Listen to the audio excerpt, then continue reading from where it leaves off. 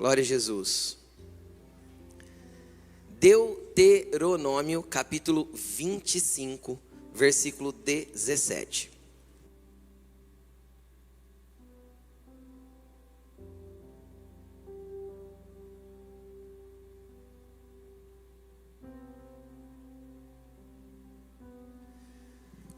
Se você está aqui pela primeira vez, nós estamos numa série de mensagens, acho que essa já é a quarta mensagem, falando a respeito desse assunto que está escrito aí no telão, Kahal.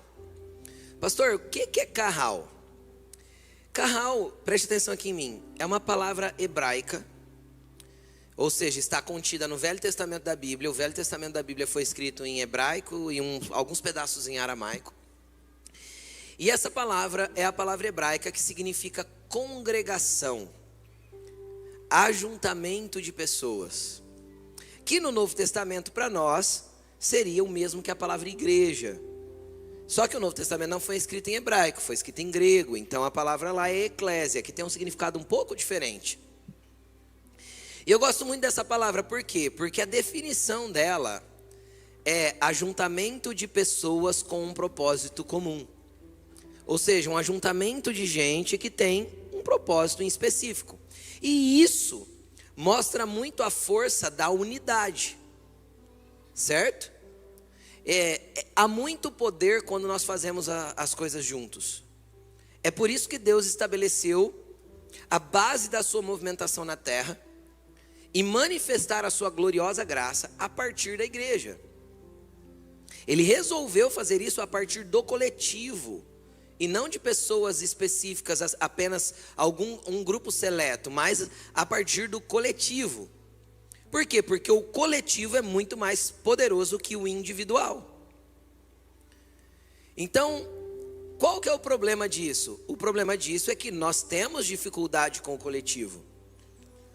Uma das coisas mais valorizadas hoje dentro das grandes empresas, e quem tem um pouquinho de conhecimento dessa área mais business, sabe que uma das maiores virtudes em uma pessoa que vai para uma grande empresa é saber trabalhar em equipe.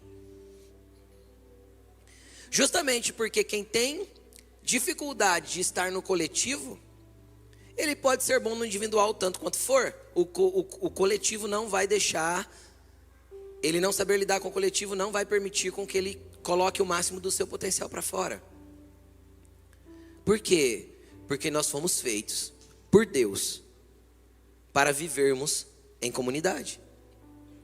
E nós fomos criados por Deus para sermos interdependentes.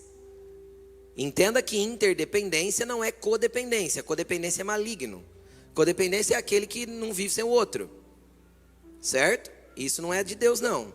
Mas interdependência é quando nós entendemos que apesar de todas as qualificações, bênção, habilidade, graça que eu tenha recebido, eu não vou fazer tudo sozinho. Tem muitas pessoas que estarão ao nosso lado para cooperar com aquilo que Deus está fazendo em nós e através de nós. Então, Kahal é a palavra que simboliza essa unidade feita pelo vínculo do Espírito. Amém? E nós estamos numa série falando disso. E o tema da palavra de hoje é: não deixe ninguém para trás. Só que se você parar para pensar um pouquinho, eu quero que você pare para pensar. Quem aqui ao longo da vida, no percurso da vida, nas curvas da vida, nas esquinas da vida, e assim sucessivamente, já deixou alguém para trás? Alguém passou pela tua vida, foi embora, você nunca mais viu, às vezes faz anos que você não vê. É natural que pessoas fiquem. É natural que pessoas passem por nós. Algumas deixam marcas muito boas, outros deixam marcas ruins. Mas a vida segue. Vocês concordam comigo? Só que existe um mandamento bíblico quando nós falamos da comunidade, do coletivo. E o mandamento de Deus é: não deixe ninguém para trás. Só que é interessante que quando a gente fala de não deixar ninguém para trás, é porque existe um perigo quando as pessoas ficam para trás. Existe uma margem perigosa para aqueles que se desconectam do coletivo, do Kahal, da igreja, da comunidade. E eu quero ler um texto com você, continuando o que eu venho falando desde o início. Eu tenho usado o exemplo do povo de Israel. E se você não pegou as outras palavras, entra no YouTube, vai lá no canal da igreja e assiste as primeiras mensagens que foram pregadas. Mas a gente veio falando do povo de Israel desde que eles estavam no Egito escravizados, a saída. A semana passada a gente falou para olhar para o lugar certo, lembra? Quem lembra? Não é? É só avançar. Quando a gente fica olhando para os egípcios, a gente entra em desespero. Quando a gente vira para o lugar certo, mesmo que seja o mar, Deus começa a agir em nosso favor. Não é? E é só avançar. Moisés falou: clamar o que Deus falou para ele. Por que clamas a mim, Moisés? Manda o povo avançar. Então vamos para frente. Amém? Eu quero continuar nessa história. E eles atravessaram o Mar Vermelho, chegaram do outro lado. Miriam dançou, celebrou, tocou tamborim, profetizou. Foi glória do outro lado. Só que, vem comigo, geograficamente dizendo, acompanha aqui na minha mãozinha aqui, ó. Eles atravessaram o Mar Vermelho. E se eles fossem para a terra prometida, eles tinham que ir ao norte. Certo? No entanto, Deus os guiou novamente para um caminho diferente. Como eu disse semana passada, o caminho de Deus, na maioria das vezes, não é o curto. Por quê? Porque no caminho longo Ele te prepara para herdar aquilo que Ele prometeu para você. O caminho curto, quem gosta é a gente, para arrumar atalhos. Certo? Então Deus os conduziu ao sul. E eles chegaram num lugar chamado Península do Sinai, que é onde fica o Monte Sinai. E eles foram por aquele caminho. Só que quando eles entraram no deserto e começaram a descer ao sul, eles encontraram um povo que vivia no deserto, chamado Amalequitas, o povo de Amaleque. E o que aconteceu? O que está escrito em Deuteronômio 25, 17. Eu quero que você leia comigo. Diz assim: lembrem-se do que os amalequitas lhes fizeram no caminho quando vocês saíram do Egito. Quando vocês estavam cansados e exaustos, eles se encontraram com vocês no caminho e eliminaram todos os que ficaram para trás. Você prestou atenção nisso que está escrito aqui? Eles eliminaram os cansados e exaustos que foram ficando para trás. Não tiveram temor de Deus. Quando o Senhor, o seu Deus, der a vocês descanso de todos os seus inimigos ao seu redor, na terra que lhes dá, para tomarem posse, lembrem, como herança, vocês farão com que os amalequitas sejam esquecidos de debaixo do céu. Não se esqueçam. Presta atenção no que Moisés estava falando aqui para o povo. O que aconteceu? Quando eles entraram nessa parte do deserto, do outro lado do mar, já não tinha egípcios, certo? Os egípcios já tinham morrido no fundo do mar, aleluia, eles já estavam libertos, certo? E eles entraram ali no deserto, e aquele povo era um povo que vivia no deserto, conhecia aquele deserto como a palma de suas mãos. E o que eles faziam? Eles ficavam à espreita, e quando uma família, naquela peregrinação, quem lembra que jeito que eles saíram? As crianças, os cabritos, os cachorrinhos, as vacas, saíram com tudo. Quem lembra que a gente falou a semana passada? Era a mesma peregrinação, as panelas, os potes, a massa do pão. Lembra de tudo isso ou não? Como dizia o mineiro, saiu eis tudo com os trem. Não é? O mineiro não ia falar assim ou não? Saireis tudo com os trem. Então eles levaram tudo. E eles estavam ali no deserto e eram famílias que estavam ali caminhando. E os amalequitas ficavam olhando e esperando que alguma família se distanciasse no final, ficasse para trás. Quando elas se distanciavam e ficavam para trás, os amalequitas atacavam, matavam as famílias e roubavam os bens. Eles não tiveram temor a Deus. É isso que está escrito. Agora, deixa eu te falar uma coisa. Existia um motivo para aquelas famílias estarem ficando para trás. A Bíblia diz que eles estavam o quê? Cansados e exaustos. E na nossa caminhada da vida, cara, vão existir momentos que nós estaremos cansados, que nós estaremos exaustos. Cansados pelas circunstâncias, exaustos pelas pressões que a vida nos coloca às vezes. Vão existir momentos na vida que a própria comunidade poderá nos causar algum tipo de cansaço. E a gente pode entrar nesse ambiente de canseira e exaustão. Agora, qual que é o perigo disso? O perigo é se a gente pegar isso como motivo para nos distanciar da comunidade.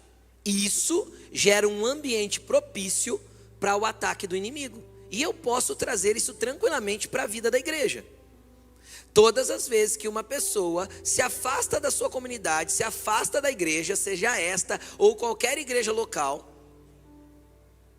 ele corre risco de, no isolamento, ser atracado pelo inimigo e perder a sua fé, e esmorecer na sua fé, e abandonar a sua vida cristã. Por isso que Jesus estabeleceu a igreja. Aí tem uma onda moderna dos teólogos da internet que fala: você pode servir a Deus em casa, porque afinal a igreja somos nós. Exatamente, eles estão certíssimos. A igreja somos nós, não eu. Eu sozinho não sou igreja, porque igreja é coletivo, carral é coletivo, não um só. Nunca você vai ver Jesus se referindo ao plural, à igreja, como um. Um é filho. Você pode ser filho de Deus onde você estiver.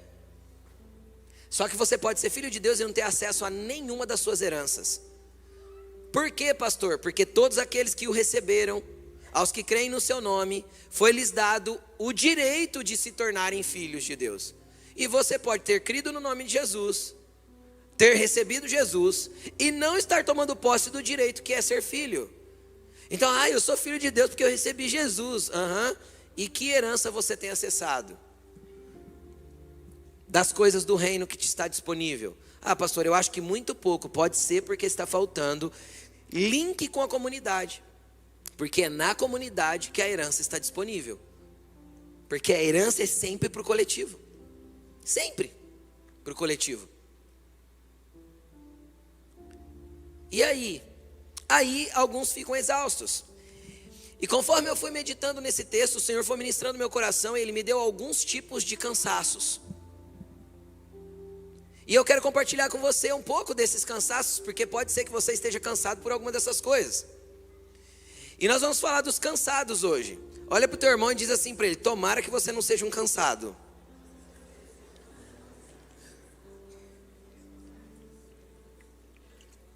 Agora continua dizendo e fala assim para ele: se você for, eu vou te ajudar a prosseguir.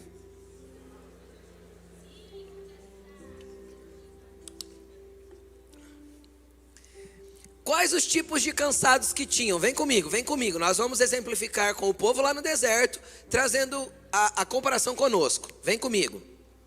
Primeiro tipo de cansado é o cansado orgulhoso. Quem que é o cansado orgulhoso? É aquele que está cansado, mas não fala que está, não mostra para ninguém, porque ele tem que continuar sendo bonitinho no meio de todo mundo.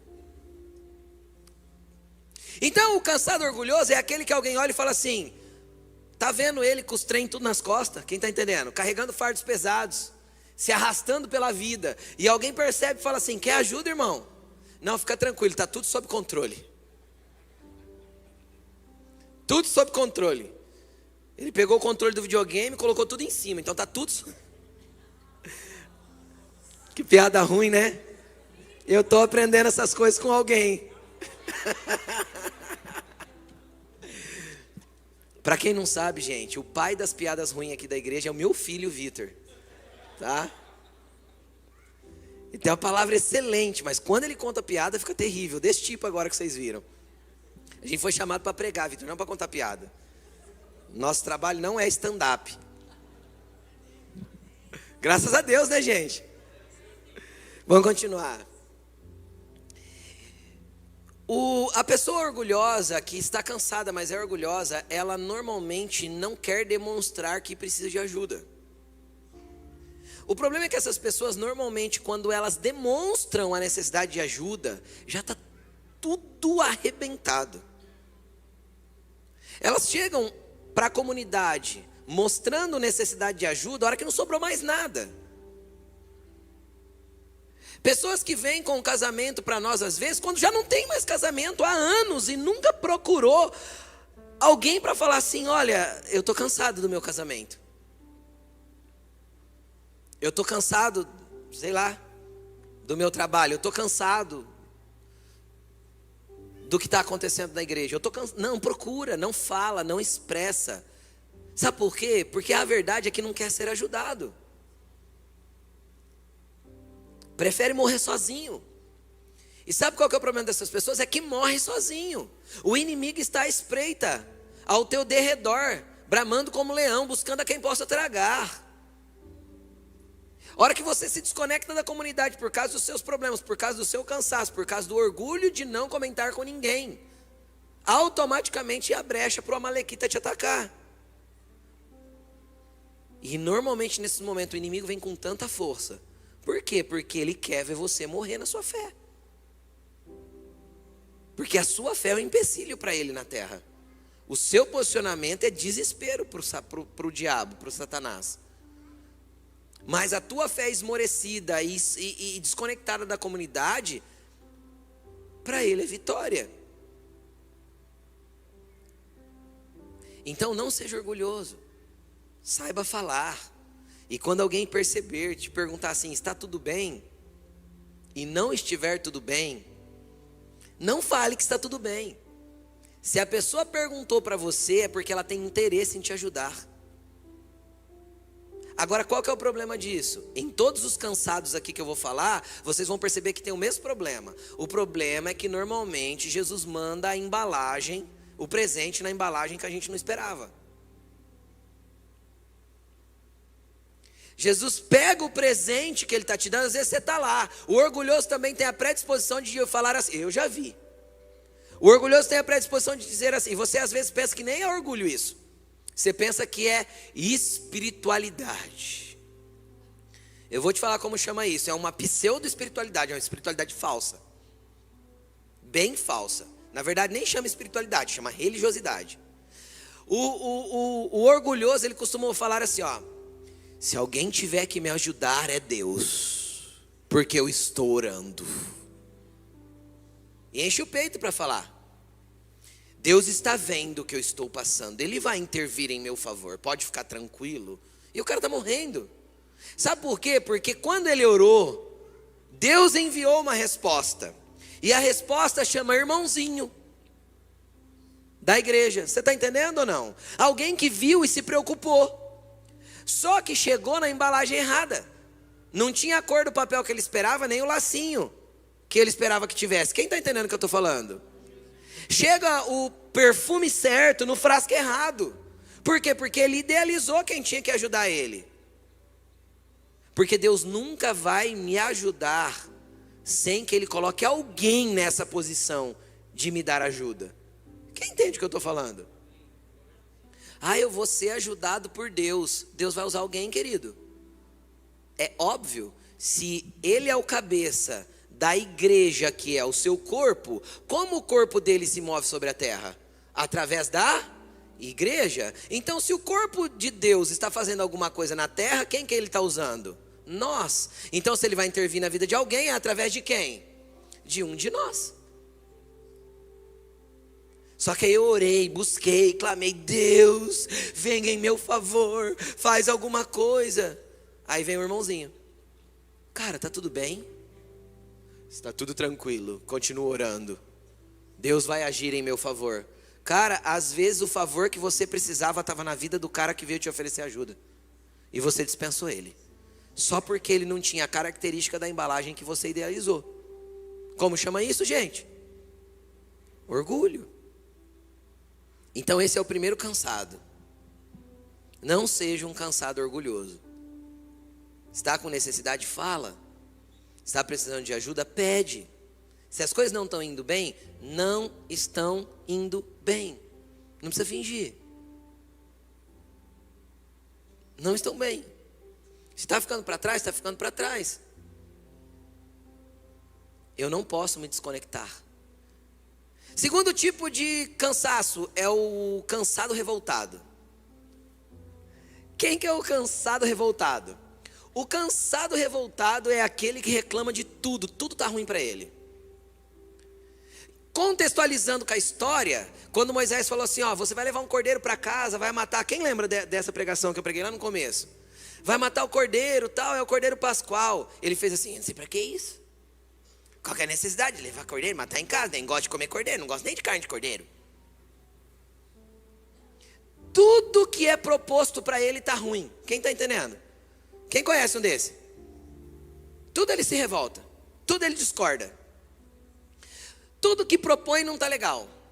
Aí Moisés deu a segunda ordem: passa o sangue do cordeiro no umbral da porta. Eu não sei para que isso, vai sujar tudo da casa. Onde já se viu, esse sangue vai trazer mosquito, porque vai ficar fedendo. Você está entendendo o que eu estou falando ou não? Nunca está bom. Tudo ele é ruim. Ele acorda de manhã na segunda-feira, ele já fala assim: ô, segunda braba. Deixa eu te explicar uma coisa. Se você vive os propósitos de Deus, a segunda-feira é momento de celebrar, porque você está tendo mais uma semana para glorificar Ele através daquilo que você faz. Oh, meu Deus do céu. Serviço não pode ser labor, tem que ser adoração. Entendeu? Serviço tem que ser adoração. Tudo que você fizer, faça como para o Senhor, não para homens, porque é dele que você receberá o louvor. Aí você começa segunda-feira já chutando o cachorro na rua, brigando com a vizinha, já levanta chutando o cachorrinho. Chega no trabalho, o colega de trabalho está com um sorriso e fala assim: bom dia, e nem cristão ele é. Você fala assim: bom por quê? É o cansado revoltado. O que acontece com pessoas desse tipo? A vida vai se tornando tão pesada que ele vai se tornando cansado dele mesmo. E aí ele já não serve para estar no coletivo, porque nenhum lugar dá certo para ele, porque tudo é ruim. Ele está indo para a beira do mar com Moisés, de repente, você lembra semana passada que Deus mudou o rumo? De repente todo mundo vê, ele está indo para onde? Não, Deus mudou o rumo. Ah, mas eu não sei para quê, estava tão bom nesse caminho. Você entende o que eu estou falando? Tudo discorda, tudo não está bom. Tem coisas que a gente tem que ser mais maleável, mais fácil, senão a gente vai cansar as pessoas que estão ao nosso redor e vai se cansar, porque a gente se cansa até da gente, quando a gente é assim pesado, amargo, rancoroso, tudo está ruim, tudo não está legal. Tem pessoas que tinham que trocar de nome, tinham que chamar não concordo, porque tudo que você fala está errado. E esse é o cansado revoltado. Nada está bom. Sabe por quê? Porque ele espera que a vida seja a exatidão do que ele desenhou. E eu vou te contar uma coisa: não vai ser. Você acredita que vai ser diferente? Você acredita que você vai fazer planos que vão ser frustrados? Você acredita que você vai traçar caminhos que você não alcançarão? E o tanto de oração que você tiver, às vezes não vai fazer com que você alcance? Por quê? Porque às vezes esse não é o projeto de Deus para você. E o projeto de Deus não é te deixar feliz, é te levar para a eternidade com Ele e te conduzir ao propósito que Ele tem para a tua vida. E tem gente que acha que o projeto de Deus é deixar você feliz. Ele já te fez feliz quando Ele conquistou com você para Ele lá na cruz. Quando Ele te inseriu no reino de Deus. O reino de Deus é paz, justiça e alegria no Espírito Santo. Onde está a alegria no reino de Deus? No Espírito Santo. Se tudo estiver ruim na terra, a alegria está onde? No Espírito Santo. Então, seja mais fácil, complica menos, seja mais simples, aceite mais, ame mais, seja mais flexível. A vida vai ser mais leve e o cansaço de ser revoltado, amargo e amargurado não vai te pegar, porque esse cansaço também te desconecta da comunidade. Quando você se desconecta da comunidade e fica para trás, abre espaço para o inimigo te derrotar de vez. Terceiro cansado é o cansado folgado. Tem, pastor, isso? Opa! Quem que é o cansado folgado? É o irmão 6 horas. Conhece ou não? Irmão, sabe o que é? Estou precisando de oração, vocês oram por mim? Aí você pergunta assim para ele: e você, está orando? Ah, sabe o que é, né? Eu entro muito cedo no trabalho. Entende ou não? Ele não ora, ele não jejua, ele não lê Bíblia, ele não vem nos estudos da igreja, ele não participa de gari, ele é domingueiro. Vem de domingo aqui cumprir o seu rito de religiosidade. Amém. Vai embora para casa e vive a vida do jeito que quer. Só que aí ele pede oração, porque as coisas precisam dar certo na vida dele. Sabe quem que é esse? É o cara que estava carregando os trem lá no deserto. E a hora que o primeiro ofereceu ajuda, ele fala assim: nossa, quero ajuda sim, rapaz, estou cansado, viu? Ele puxa uma pedra, senta e deixa o outro carregar por ele. O cansado, folgado, também morre no deserto, porque ele não tem atitude de estar ligado à comunidade. Ele espera que a comunidade o carregue. E deixa eu te falar, a comunidade pode te carregar enquanto você é criança. Quando você é recém-nascido espiritual, por muitas vezes vão te pegar no colo, vão tentar te ajudar, vão te pegar pela mão, mas vai chegar um momento que você vai aprender a andar. Quem já foi com a criança de 4 anos e meio, 5 e meio, para um lugar que teve que andar muito? Quem já teve essa experiência como pai? Aí você anda, você anda 3 minutos, o que a criança faz? Colo. Só que já não dá mais para ficar no colo, porque você também fica 3 minutos e não tem mais braço para ficar com a criança no colo, porque ela já é grande para o colo. Aí você volta ela pro chão e fica naquela briga constante o tempo todo. Sim ou não? Quem já foi pai e mãe aí? Aí você prefere levar um carrinho, não é assim? E empurrar. Então existem algumas pessoas que a gente sabe que elas têm uma capacidade limitada de andar. Então a gente não se importa em carregar no colo um pouco. E não tem problema. Só que a hora que eu comecei a crescer em Deus, a hora que eu já estou um tempo na igreja, eu tenho que aprender a andar. Do contrário, eu vou ser um cansado folgado que vou ficar para trás porque quero. Entende? Porque eu espero que alguém fique me empurrando. O cansado folgado, sabe o que ele espera de um líder? Sabe qual que é o papel do líder? Estar à frente mostrando o caminho e puxando o povo na direção que Deus está dando. Sabe o que o cansado quer? Que o líder vá para as costas dele e fique com as 2 mãos na costa dele empurrando. E o dia que o líder parou de empurrar, ele desiste da caminhada. Ele abandona. Ai, ele me ligava toda semana, agora não liga mais, não vou mais naquela igreja.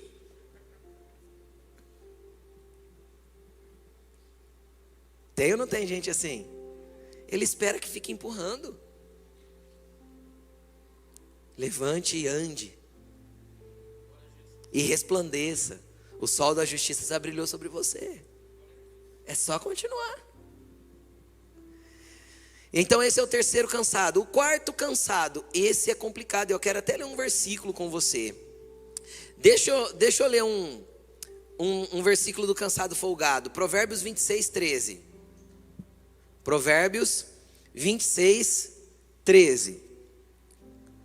O preguiçoso diz: lá está um leão no caminho, um leão feroz rugindo nas ruas.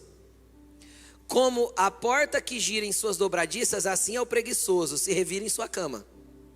O preguiçoso coloca a mão no prato, mas acha difícil demais levá-lo de volta à boca. Esse é o cansado folgado.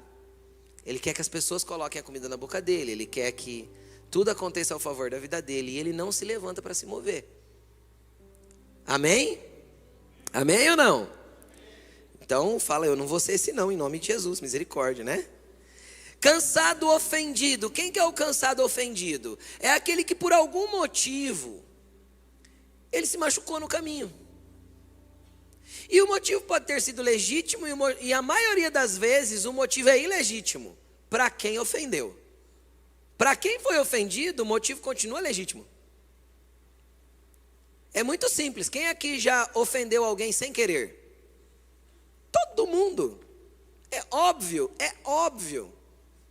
Por quê? Porque as pessoas normalmente esperam de nós algo que a gente nem sabe que elas querem que a gente dê. Ou a gente acaba, por ser diferente, tratando as pessoas de um jeito que a gente não se ofenderia por ser tratado, mas o outro se ofende.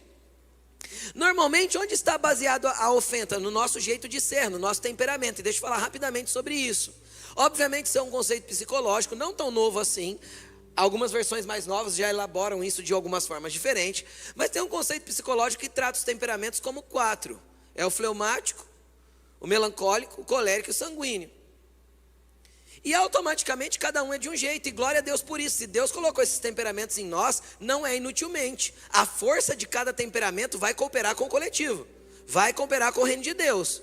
Só que automaticamente a parte ruim de cada temperamento também vai cooperar Como, pastor? Tratando o irmão e fazendo ele aprender a lidar comigo. Entendeu? Então, por exemplo, um sanguíneo. Eu sou sanguíneo. Pelo menos uns 70% do meu temperamento é sanguíneo. O sanguíneo sobe o sangue fácil, fica vermelho, é briguento, ranzinza. Não gosta que mexe nas coisas dele. É ou não é?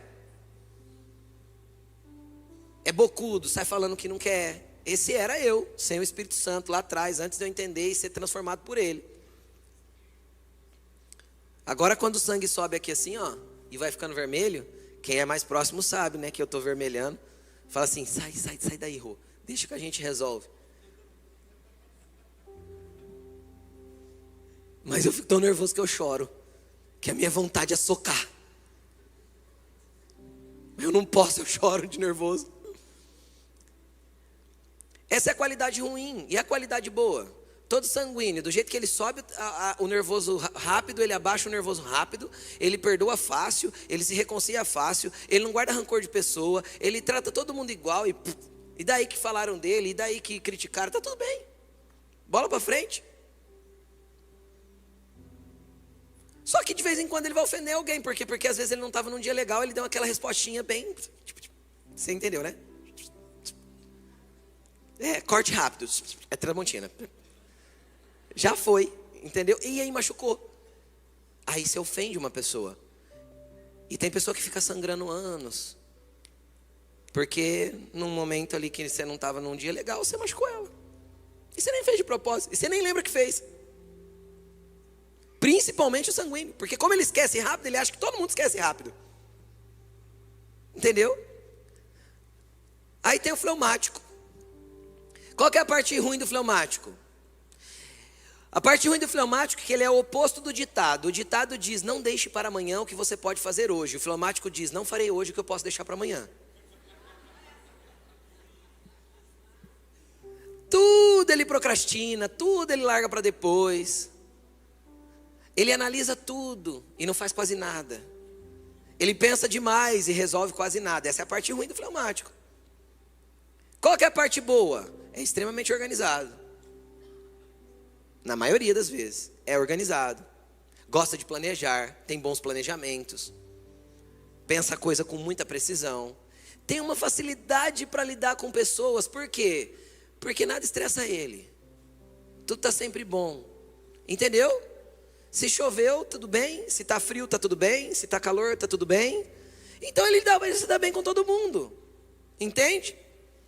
Se o fleumático aprender a vencer as partes ruins do temperamento, que é a procrastinação em especial, ele se torna um dos melhores líderes. Se ele aprender a ser predisposto a avançar, os melhores líderes que tem são os fleumáticos. Por quê? Porque ele sabe lidar com pessoas de forma muito boa. Mas aí tem também o colérico. Qual que é a característica mais horrorosa de um colérico? Quase toda a resposta dele é irônica, principalmente quando ele não gostou. Entende? Responde com ironia. É aquele famoso, vai-se os dedos e fica o anel. Você quer fazer um colérico trabalhar 24 horas por dia, 7 dias por semana, você fala para ele que não dá tempo. Dá uma missão para ele e fala assim, você não vai conseguir. Ele morre. Tem piripaque, vai para o hospital com síndrome de ansiedade, com taquicardia, morrendo, mas ele vai continuar. Ele sai do hospital e fala, não, eu preciso terminar. São bons líderes, é óbvio, só que tem zero de habilidade para lidar com pessoas. Tudo é soco. Se não ficou do jeito que ele quer, ele fala, deixa que eu faço. Entende? Ele não delega para outra, ele diz, deixa que eu faço. E normalmente não vai ficar do jeito que ele quer, porque ele tem um padrão que nem ele mesmo chega. Qual que é a característica boa do colérico? Cara, é uma máquina. Tudo consegue resolver. Tudo tem predisposição para fazer. Tudo avança. Entende ou não? Tudo enxerga. Entende? Ele é aquela pessoa que você chega num lugar e fala, nossa, tá legal aqui, não achei não. Aquilo ali tem defeito, podia ser melhor ali, ó. Sabe assim, aquela pessoa Perfeccionista normalmente tem esse traço colérico. Isso é ótimo para quem vai exercer uma liderança, para quem quer cuidar de pessoas. O que ele vai ter que ser lapidado por Deus? Aprender a lidar com gente. E no meio do caminho, o que acontece enquanto ele está sendo tratado por Deus? Ele ofende pessoas. Sim ou não? Normalmente, quem que ele ofende mais fácil? Ele ofende mais fácil o fleumático.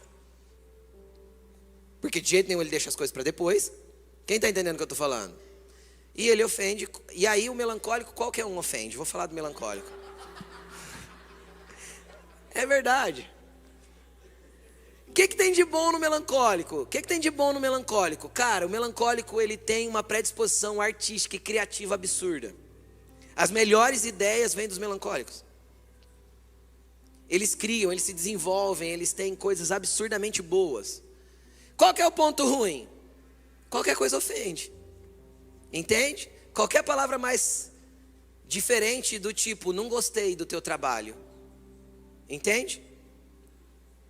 Ele já fica todo chateado, magoado. Entende? Ele precisa de uns 3 dias para se recuperar, para sair do quarto, para começar a fazer de novo. Sabe assim? Esse é o melancólico. Agora, dentro de tudo isso, Deus errou? Tem temperamento ruim e bom? Não, cada um tem a sua boa habilidade, cada um tem a sua parte ruim. Por que Deus nos fez assim, pastor? Porque no coletivo nós nos completamos. E o defeito do temperamento do irmão lapida o defeito do meu temperamento.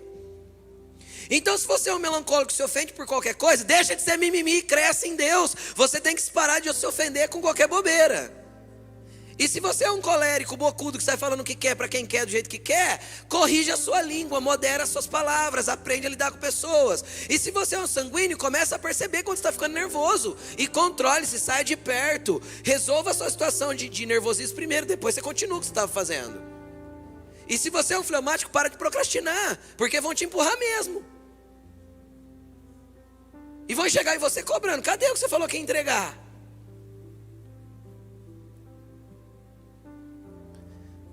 Uma vez eu trabalhei com um fleumático, foi muito legal. Eu passei um negócio para ele fazer. 1 ano depois ele falou para mim, foi falar para mim que ele não gostava do que eu tinha dado para ele fazer. 1 ano depois. Eu falei, por que você não falou que você não queria fazer isso, cara? Então é assim, gente. Agora, no meio disso tudo, o que vão surgir? As ofensas. E Jesus disse assim, ó, é inevitável que as ofensas venham. Sim ou não? Não é? Mas ai daquele por quem a ofensa vem. Então qual que é o mandamento de Jesus? Não faça ninguém ficar para trás. Entende? Tenta não ofender. E quando eu ofendi? Às vezes a gente vai ofender sem querer. O que nós temos que aprender a fazer? Ir lá, se reconciliar, pedir perdão, se retratar, falar, ó, errei com você. Eu nem vi que fiz. Agora isso é senso de comunidade. Se a gente aprender a caminhar junto, apesar das nossas diferenças, a gente vai crescer como ser humano, e vai crescer no nosso cristianismo, e vai crescer no nosso relacionamento com Deus. Agora, se eu me torno um ofendido, se eu fico acumulando feridas, qual que é o problema da pessoa que acumula feridas e não deixa se resolver? A hora que ela vira uma feridona ambulante, nada mais serve para ela. Por quê? Porque toda ferida precisa ser tratada para ser sarada. E deixa eu te explicar uma coisa. Quando você chega lá no hospital com um ralado que você fez no asfalto, quem já teve desse prazer de fazer um ralado no asfalto? Só quem foi moleque. A nossa geração não tem isso, gente, tá? Essa geração de agora não sabe o que é isso. A gente sabia o que era cair no asfalto do carrinho de rolimã na descida e ralar tudo, né? A gente sabe dessas coisas, e muitos não sabem. Mas aí a gente chegava no hospital todo ralado lá e vinha a enfermeira. Com o que é que ela vem? Vem soprando? Tadinho, olha o tamanho da ferida dele. É assim que vem a enfermeira? Não, meu querido, é pano, é gás, é água, é sabão e arde. E quando era menorzinho ralado, vinham os nossos pais, sabe com o quê? Mertiolate.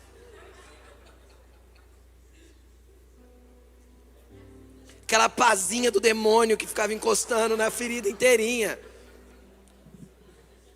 Mas o que eu quero te falar? Eu quero te falar que a dor e a limpeza é parte da cura das feridas que foram causadas. Agora deixa eu te explicar. Sabe o que fazia aquele ralado ser cicatrizado? Quem cria a pele de volta lá? A gente põe uma pele externa? É o próprio corpo que cura o corpo. Então se a igreja te feriu, querido, deixa eu te explicar, é a própria igreja que vai te curar. Você só precisa estar disponível para que alguém da igreja aperte a ferida, tire o pus, arranque a sujeira do asfalto e faça com que ela comece um processo de cicatrização. Do contrário, ela vai ser meramente uma ferida purulenta, cheia de pus, bactéria, que nunca vai sarar. O que acontece com a pessoa ferida? Normalmente ela cria um muro de proteção ao redor dela, onde ninguém deve tocá-la mais. Ela não quer que ninguém encoste nela mais. Por quê? Porque onde encosta dói. Alguém chega com muito amor, com muita sinceridade, porque não quer ver a pessoa naquele estado. E a hora que você chega para tocar no assunto, o que acontece? Você vai levar um esporro. Porque a pessoa não quer que toca. Porque tudo que fala dói. Tudo que fala machuca. Tudo que fala ofende. Mas não é que ofende, é que está doendo tanto e ela não quer que aperte.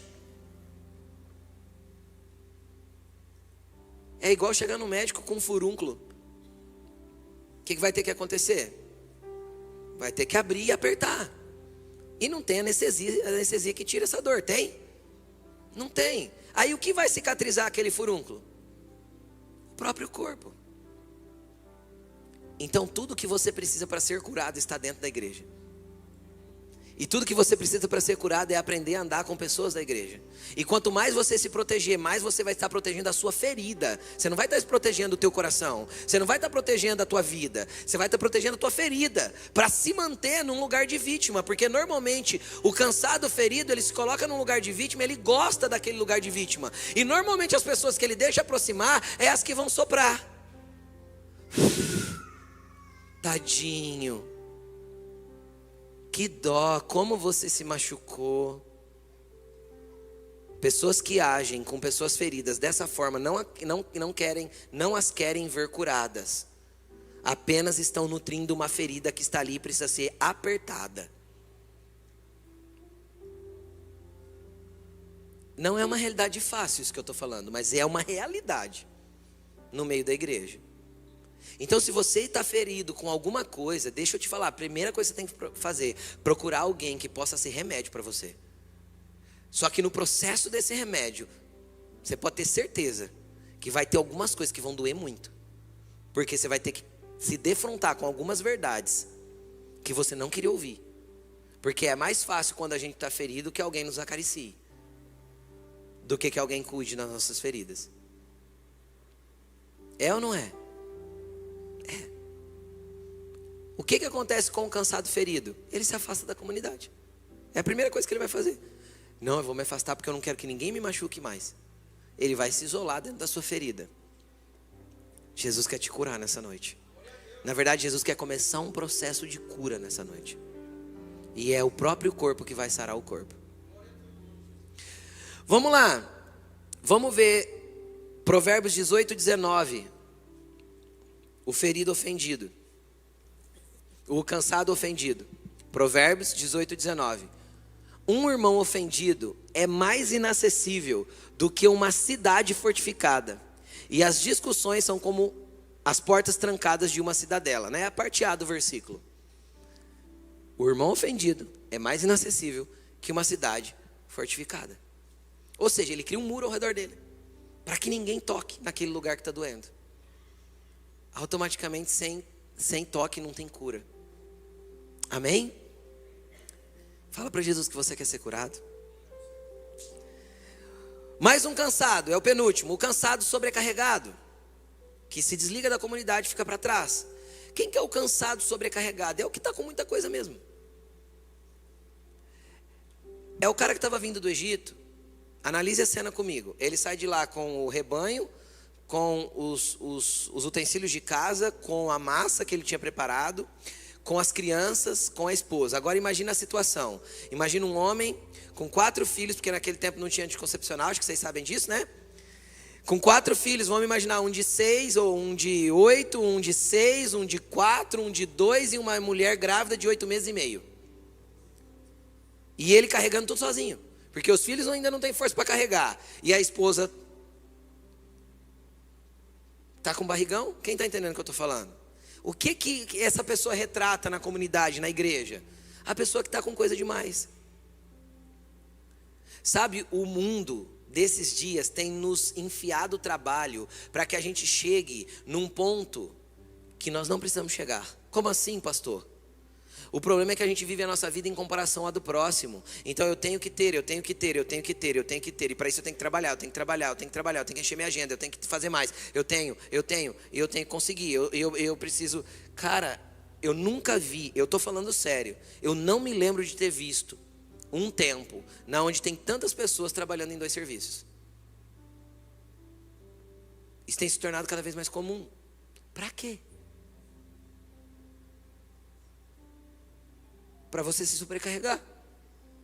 E quando as pessoas se sobrecarregam, se cansam pela sobrecarga, eu vou te falar a primeira coisa que você vai desistir: da igreja. Por quê? Porque na lista de prioridades errada sua, o que é mais fácil cortar primeiro? A igreja, o ministério, o servir ao próximo. É óbvio. Aí você olha para a agenda do cara não deu um espaço, então ele está numa sobrecarga absurda. Ele tem tempo para Deus? Não tem. E ele não ora porque ele não quer, porque às vezes ele levanta de manhã, ele queria orar, mas ele está tão cansado porque a rotina dele de ontem acabou 15 para meia-noite, que ele não consegue levantar às 6 da manhã, ele não tem físico para isso. Quem está entendendo o que eu estou falando? Aí ele levanta 5 para as 8 e entra no serviço 8 e 10. Entende o que eu estou falando? Ah, mas que falta de disciplina. Não é falta de disciplina, é incapacidade física mesmo, não dá. Aí tem gente que já veio falar assim para mim, de verdade, eu já ouvi isso de pastores, infelizmente. A gente tem um trabalho com pastores, eu já ouvi isso de pastores. Ai, mas Jesus orava a noite toda e depois pregava o dia inteiro. Sim, sabe qual foi a minha resposta para ele? Jesus teve 3 anos e meio para viver uma vida nessa velocidade. Depois ele teve que ir para a cruz. Você vai morrer com 33? Se você estiver disposto a morrer com 33 como Jesus, continua com a tua vida do jeito que está. Agora, se você acha que o teu percurso é até o final da vida com 70, 80 ou 90 anos, então você diminui a velocidade, que senão você não chega lá. Então a intensidade de Jesus era uma intensidade para 3 anos e meio de ministério. Eu estou no ministério desde os meus 15 anos. Eu tenho 43. E aí? Entende o que eu estou falando? 27 anos já, 28 anos servindo ao Senhor no ministério. Se eu fosse seguir a mesma velocidade de Jesus, já não tinha mais ninguém aqui. Entende o que eu estou falando? Descanso é necessário. Sabá foi criado por Deus. Entende? Férias foi criado por Deus. Pastor, não tem férias na Bíblia. Não tem férias na Bíblia, eu sei. Tem 4 festas anuais. Uma de 7 dias, a outra de 14 dias e a outra de 7. Quantos dias dá? 28, um mês lunar. Pronto. E Deus mandava falar assim, ó. Deus falava assim, ó, não faça trabalho algum nesses dias. Deus dividia férias em 3. Uma semana e 2 semanas. Férias. Para tudo. Vocês não vão fazer mais nada a não ser festa e celebrar na minha presença. Entende o que eu estou falando? Tira férias, pega a sua família e vai celebrar o que Deus já tem te dado. Diminui o ritmo, senão daqui a pouco você está se desconectando da comunidade por causa do tanto de coisa que você enfiou para você fazer. Então para, reveja. Pastor, mas eu fiz tanta dívida agora eu tenho que pagar. Pague. Trabalha 24 horas por dia, honra seus compromissos, até pagar, mas não faz novos. Para que você chegue num lugar de equilíbrio financeiro, para que você possa viver uma vida mais leve. Porque senão eu vou te... Escreva o que eu estou te falando. Quem já conheceu pessoa que desistiu da igreja porque estava trabalhando? Desistiu da igreja porque estava acelerado? Desistiu da igreja porque estava estudando? Desistiu da igreja porque arrumou 25 compromissos no mesmo dia? Não dá conta. Faz 2 faculdades ao mesmo tempo, trabalha o dia inteiro e ainda faz pós-graduação de sábado, sabe assim? Tem, o pior que tem. Primeira coisa que vai ficar de fora, você vai se cansar pela sobrecarga e você vai desistir das coisas do ministério, é fato. Você vai desistir da igreja, você vai desistir da comunidade. E por último nós temos o cansado humilde. Quem que é o cansado humilde? É o que pede ajuda. É o que olha e fala, eu preciso de ajuda, eu não estou bem. Eu preciso de ajuda, eu estou chorando, eu preciso de ajuda, eu não estou conseguindo. Eu não estou dando conta de levar. É o que está se distanciando da comunidade. Lembra lá no deserto? O povo estava andando, certo? É o que está se distanciando da comunidade. De repente ele percebe que está ficando longe. O que ele faz? Oh, ajuda eu. Estou ficando para trás. Não estou dando conta daquilo que eu estou carregando. Ajuda eu, tem alguma coisa que não está certa aqui. Esse é o cansado humilde. Quando o coração começa a ficar confuso, quando o inimigo começa a confundir as ideias, quando as coisas começam a ficar apertadas, quando as coisas começam a apertar, ele busca ajuda. Agora, na onde ele vai buscar ajuda? Era nesse lugar que eu queria chegar. Imagina 600 mil famílias, porque eram 600 mil homens acima de 20 anos. Então eram 600 mil famílias, sei lá, 2,5 milhões, 3 milhões de pessoas vagando ali pelo deserto, indo para um lugar, porque eles eram um curral, e um curral tem um destino, tem um propósito. E para onde eles estavam indo? Conduzidos por Moisés, eles estavam indo para o Sinai. O que ia acontecer no Sinai, no Monte Sinai? Deus ia manifestar a glória e a presença dele para aquele povo. Então para onde Deus estava conduzindo eles? Para um lugar ruim? Não, para um lugar cheio da presença, da graça e da glória de Deus. Só que tinha um inimigo tentando parar aquele povo. Quem está entendendo o que eu estou falando? Todas as vezes que você estiver caminhando com uma comunidade, você estará sendo fortalecido e direcionado indiscutivelmente para um lugar de mais presença e mais relacionamento com Deus. Ponto. Só que tinha um inimigo ali tentando contra eles. Agora, preste atenção. Eles estavam numa caminhada, aquele monte de gente indo em direção ao Monte Sinai, onde a glória de Deus se manifestou. Aí, quem estava lá na frente apontando o caminho e dando a direção para o povo? Moisés, você concorda comigo? Agora você imagina se Moisés saísse lá da frente da galera, e não era pouca gente. Você imagina o tamanho dessa comitiva? E ele viesse ajudar cada pessoa que ficasse pelo caminho lá atrás. O que ia acontecer com a galera da frente? Ia se perder. Por quê? Porque líder foi chamado para abrir caminho e puxar e conduzir um povo. Se for socorrer todo mundo, vai cair todo mundo no deserto e vai ficar andando perdido. Pastor, quem tinha que socorrer então? Aí é onde é o tema da palavra, não deixe ninguém para trás. Quem tinha que socorrer aquela família que estava precisando de ajuda atrás, que estava ficando desgarrada do curral? A família que estava à frente.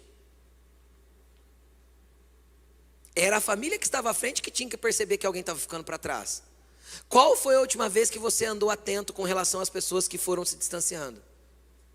Qual foi a última vez que você tentou ser uma cura para alguém que estava ofendido? Que você tentou carregar o fardo de alguém que estava pesado? Qual foi a última vez que você foi uma mão amiga para não deixar ninguém para trás? É papel nosso, é papel do coletivo. Entenda uma coisa, não entenda isso que eu vou falar, mas entenda no seu coração, em nome de Jesus, pelo Espírito. Não existe referência no Novo Testamento que mande os pastores cuidarem do rebanho.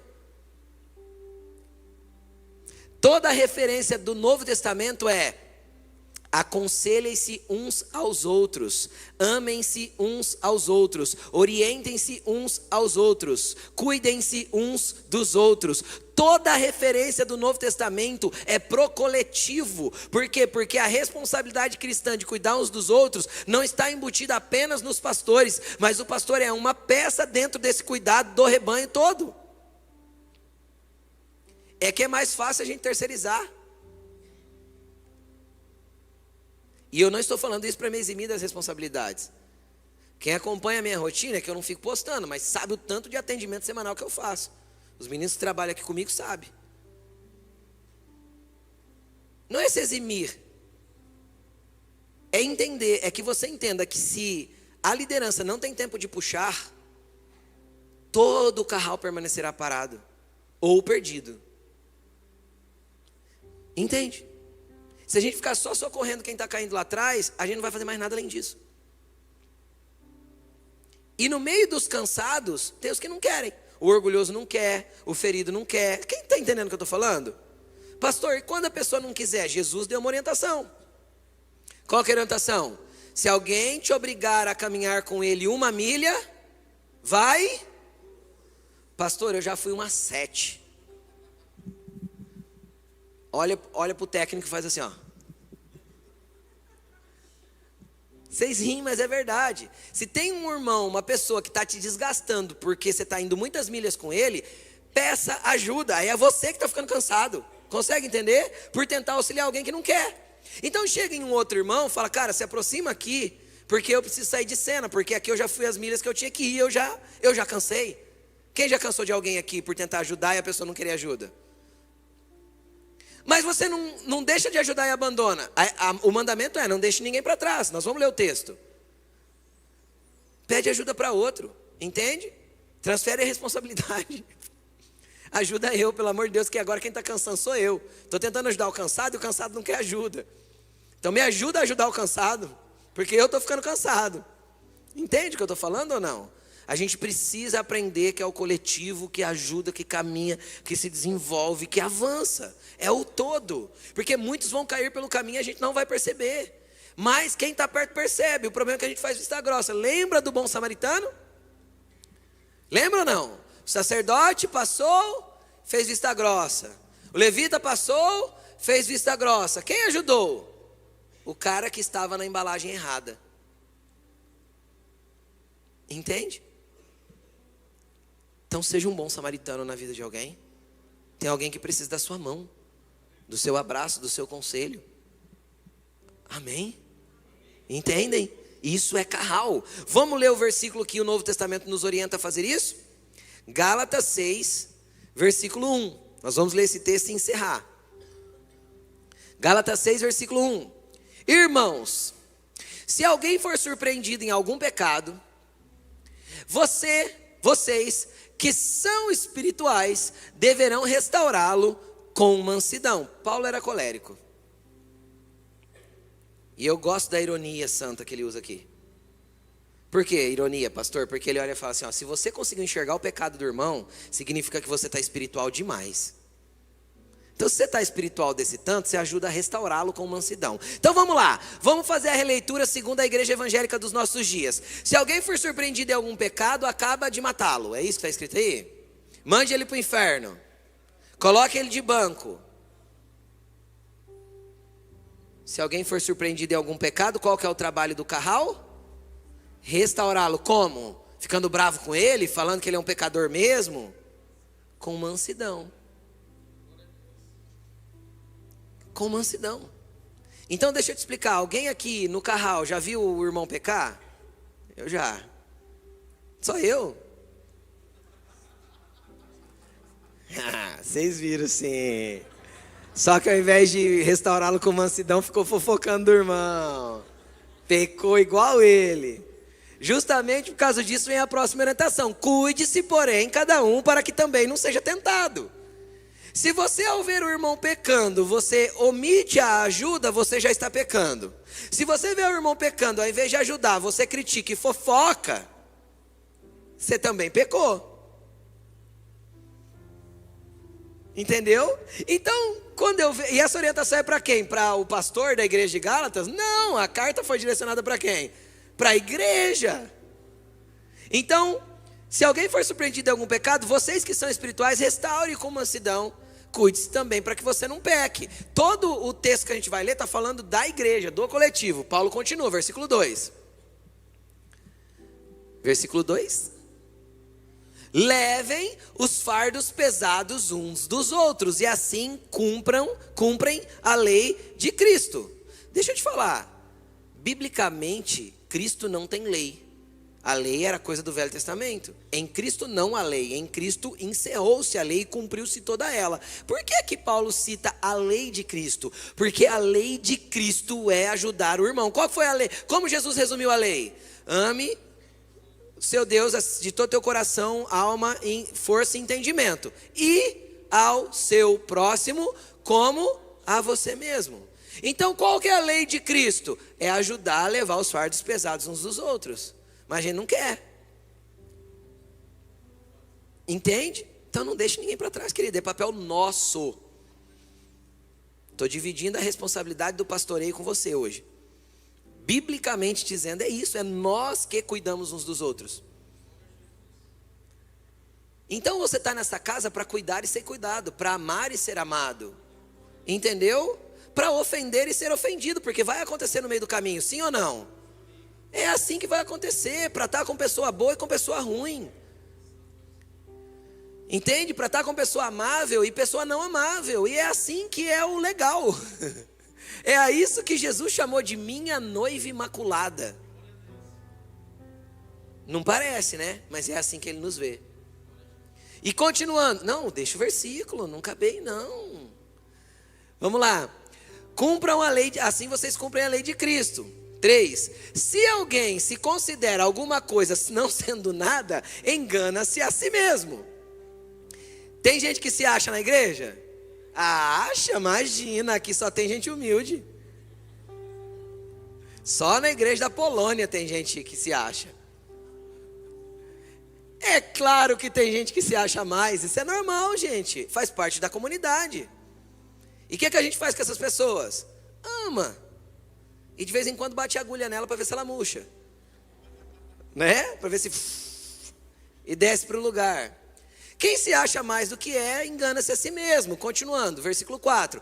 Cada um examine os próprios atos, e então poderá orgulhar-se de si mesmo, sem se comparar com ninguém.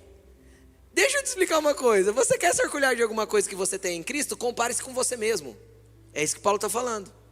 Agora, como que eu me comparo comigo mesmo? Olhando para mim, para o eu de ontem. Olha para o teu eu de um ano atrás. Você avançou espiritualmente?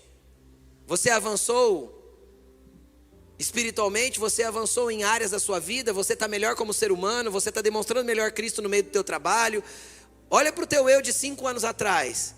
Chega na tua casa, pega uma foto lá das suas fotos antigas de 5 anos atrás, olha para você e pensa assim: quem era esse cara aqui 5 anos atrás? Quem ele é hoje? Ele melhorou ou ele piorou? Então, se há algum tipo de comparação, que seja com você mesmo e não com os outros, porque a gente vive na era da comparação com os outros. Por quê? Por causa das redes sociais. E a orientação bíblica é: você quer viver em comunidade? Nunca se compare com ninguém. E aí tem o lado ruim, que eu acabei de dizer, e tem o lado bom. Por quê? Porque se você não se compara com o outro, aquilo que você está fazendo para Cristo, é Cristo que vai te julgar. Dane-se o que vão falar. É só avançar. Entendeu? Se você está com sinceridade para Jesus, está avançando para com Jesus, e você está sendo sincero com Ele, está andando em verdade, na verdade do Evangelho, mas eu penso, mas eu acho, deixa o cansado reclamão para lá, só avança. Nós não fomos chamados para agradar todo mundo. Nós fomos chamados para agradar o Senhor, e agradando o Senhor a gente agrada pessoas, não todos, mas a gente agrada alguns. Jesus agradou alguns, e teve alguns que não gostou dele, pôs ele na cruz. Só que deixa eu te contar, quem te põe na cruz é quem está te levando para o propósito. Quem te beija falsamente é quem está te levando para o propósito. Jesus chamou Pedro, que era o cara sincero que estava do lado dele, de Satanás, e chamou Judas, que deu um beijo nele, de amigo. Porque amigo é quem te empurra para o propósito, não quem tenta te tirar dele.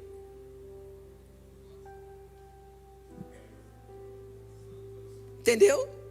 Então olha para a pessoa que está do teu lado e fala assim: seja meu amigo. Fala para ele agora, sem beijo falso.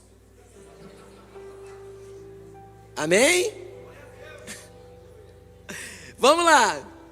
Então, sem se comparar com ninguém. Versículo 5. Todo o assunto é comunidade, é gente. Vocês estão percebendo que todo o assunto do texto é gente? Vamos continuar. Pois cada um deverá levar a sua própria carga. Presta atenção no que Paulo vem ensinando. Cara, se você ajuda o teu irmão a levar a carga e ele descansa, ele poderá levar a própria carga dele. O que é a vontade de Deus? É que cada um tenha força suficiente para levar a sua própria. Por quê? Porque é uma comunidade que avança. Entende? É uma comunidade que avança, que rompe, que não tem quem segura. Só que no meio do caminho vai cansar, mas se você ajuda rapidinho, suporta a carga com ele, traz ele para o lugar, ele dá uma descansadinha, ele mesmo leva a carga dele. Consegue entender ou não? Porque todo mundo tem algo para levar. Vamos continuar. O que está sendo instruído na palavra, partilhe todas as coisas boas com aquele que o instrui. E é uma coisa que a gente não faz, tem dificuldade de fazer. Tem alguém te ajudando na hora do teu cansaço? Compartilhe com o outro, com aquele que está te ajudando, as coisas boas que você está recebendo. Normalmente, aí tem também esse tipo de gente, só compartilha coisa ruim. Mas quando Deus começa a abençoar ele não quer abençoar o próximo. Às vezes tem gente que te abençoou tanto, você nunca disse um muito obrigado. Tem gente que já fez tanto por você, você nunca chamou ele para tomar um café, só para olhar para ele e falar assim, ó, vou te pagar o café hoje só para te agradecer. Você tem sido uma bênção na minha vida. A gente não está acostumado a compartilhar coisas boas e a servir ninguém. Cara, nós precisamos matar isso em nome de Jesus, porque o carral de Deus não pode ser assim. Então se tem alguém te instruindo, te orientando, te ajudando, carregando a carga com você, te dando o ombro, te dando choro, cara, compartilha das coisas boas que Deus começou a fazer na tua vida, a partir do momento que vê as instruções. Vamos ser gratos. Gratidão é a característica do cristão. Vamos continuar. Não se deixe enganar, de Deus não se zomba, pois tudo que o homem semear, isto também colherá. Esse é bem conhecido, sim, mas qual que é o contexto que o versículo está inserido? Comunidade. O versículo não está isolado aí no meio, né? Diz o termo teológico, todo texto fora do contexto é motivo para pretexto. Então o texto está dentro do contexto de igreja, de comunidade. Então o que ele está falando? Tudo que você planta na vida do próximo, você vai colher. Tudo que você derrama na vida do outro, você vai colher. Se você está compartilhando coisas boas com aquele que o instrui, se você está compartilhando coisas boas com as pessoas que te ajudam, você vai colher. Só que se você plantar coisa ruim na vida do próximo, você vai colher.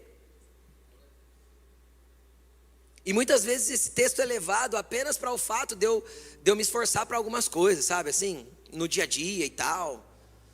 Quando o contexto é comunidade, é coletivo, é gente. Por que a Bíblia manda a gente ficar tão perto de gente? Porque Jesus morreu por gente. Jesus morreu Jesus não morreu para consagrar microfone, porque microfone não é consagrado. Jesus não morreu para consagrar, não posso nem chamar isso de púlpito, né? Púlpito, porque púlpito não é consagrado. Jesus não morreu para consagrar plataforma, para chamar de altar. Jesus não morreu por nada disso. Jesus morreu por pessoas. Sabe o que tem mais valor aqui dentro? Não é a cadeira que você está sentado, nem a câmera filmadora, nem o som que está pendurado aí em cima. O que tem mais valor aqui dentro são vocês, porque é vidas que Jesus valoriza. Jesus não morreu para construir estruturas, nem para estabelecer templos. Jesus morreu para estabelecer uma igreja. E igreja é gente. Igreja são pessoas. Igreja é pessoas caminhando junto para um propósito comum. Vamos lá. 8. Quem semeia para a sua carne, da carne colherá destruição. Mas quem semeia para o Espírito, do Espírito colherá a vida eterna. Quantas vezes você semeou na carne na vida do teu irmão? Quem já semeou na carne na vida de alguém?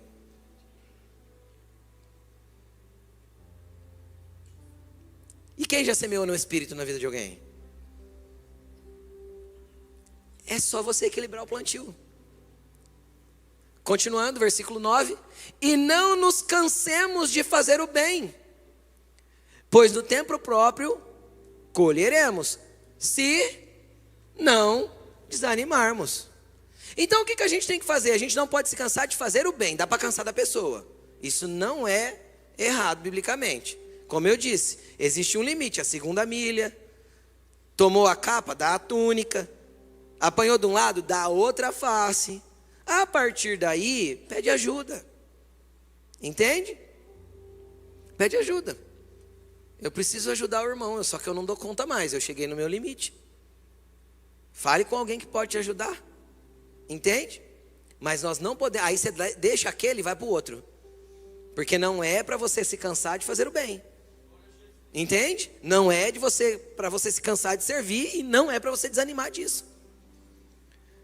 Portanto, enquanto temos oportunidade, façamos o bem a todos, especialmente os da família da fé. A gente encerra aqui, porque o texto de comunidade encerra aí. Preste atenção no que ele está falando. Enquanto tivermos oportunidade, quando a gente tem oportunidade? Respira fundo. Enquanto tiver esse fôlego aí, você tem a oportunidade de fazer o bem. Enquanto você está em vida, você tem a oportunidade de fazer o bem. Façamos o bem a alguns, a quem a gente ama, a quem a gente selecionou, a todos. Aí ele põe uma vírgula, especialmente os da família da fé. Agora veja bem, tem muitas pessoas que amam servir o todo, mas não amam servir os da família da fé. Por quê? Porque quando a gente pega a marmitinha, e não estou falando que isso é errado, e nem estou falando que você deve deixar de fazer, mas presta atenção. Quando a gente pega a marmitinha e vai servir para o morador de rua, a gente gasta 30 segundos para entregar a marmita para ele e passa 30 dias sem ver a cara dele. Então é muito fácil servir assim. Por quê? Porque não há envolvimento. Então, a obra social em si, ela é bíblica e deve ser feita. Ontem nós atendemos 30 famílias no Mercado Solidário. Só que a gente vai ver essas 30 famílias, e nem todas, porque todo mês tem uma rotatividade de famílias, porque é enviado para nós pelo CRAS, só daqui a um mês. Então é muito fácil ter empatia com aquilo que eu não me envolvo. Entende? Por que Paulo fala em especial os da família da fé? Porque a família da fé eu tenho que me envolver. É gente que eu vou ver toda terça-feira no Gari. É gente que eu vou vir estudar junto, é gente que eu vou marcar rolê, é gente que eu vou ligar no sábado e falar assim: o que você vai fazer hoje? Ah, não sei, eu queria fazer um churrasco na sua casa.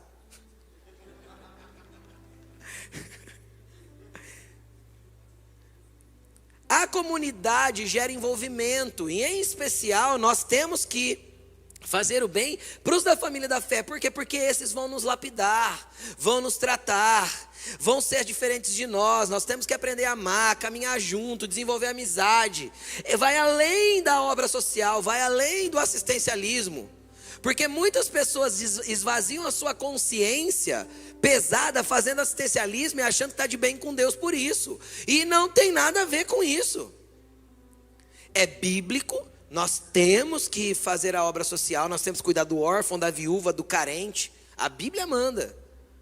Mas isso não pode ser uma omissão para não se envolver com a comunidade, com o carral de Deus. Porque o carral de Deus somos nós. E como igreja coletiva, nós caminhamos para frutificar naquilo que Deus tem para nós. Só pode dar fruto quem tem raiz. Só pode dar fruto quem está plantado numa terra, quem tem alimento e nutrição dessa terra. Então, com o tempo vem a frutificação. Quem já viu crente fica pulando de igreja em igreja? Eu já vi.